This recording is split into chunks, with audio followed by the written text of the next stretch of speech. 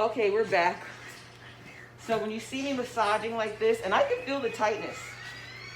You guys will feel it when you're at the chair, many of you. Some of you are so tight and so numb, seriously, that because you haven't been massaging, that you don't even feel it until I've done this like 3 or 4 times. Then you start to wake up. I need you to wake up, guys. I need you to wake up your scalp. Do your massaging. Without such, you cannot feel sore spots and pain points. You're not making them. You're identifying that they exist. You can do something about it because your brain's under there. Don't let me get too serious with you because you know I will. Here we go. So massaging. And again, I can feel it, but I asked Andrea beforehand if she had any itching or tightness. And a lot of times it's just like a regular thing where, you know, in a time period, this is, you have your spots. Everybody has their spots. I don't want to see any new spots.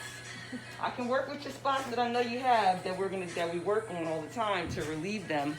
And we go for a 0. We're going for a 0. Our scale now, these days, is 0 to 1. 0 meaning no tightness, no itching. 3 meaning the most tightness or itching. My goal in session is to get your 2 to a 0. 0, or A-OK.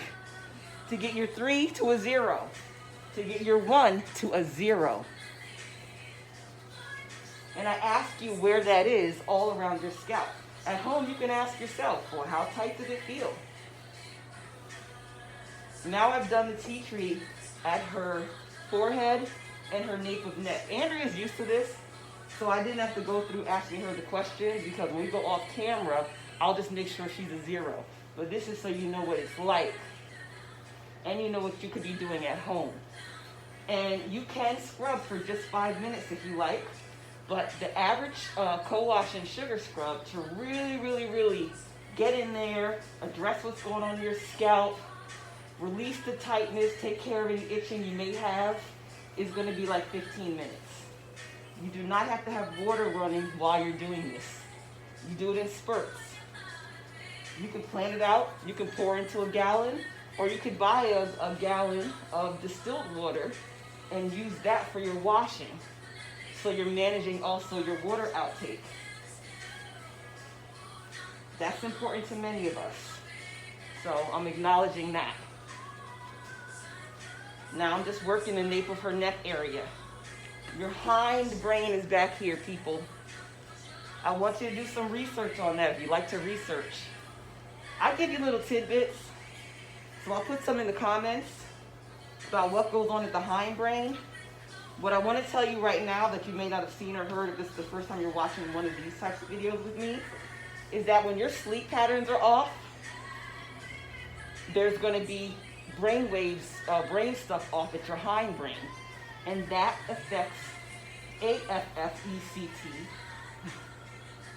your hair growth at the nape of the neck. Can you hear me?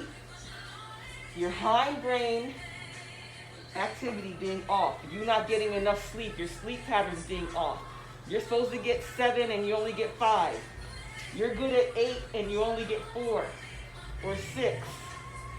You're waking up in the middle of the night to take somebody to the airport or to work and you hadn't been doing that. These are things that can affect your hair growth. And what you'll realize, if you do the work, you get right back on your schedule because life is life. You'll start to see it come back in. You're like, oh, that's what that was. So don't just give up. Now, I'm done at the nape of the neck. I'll be back. We'll be back.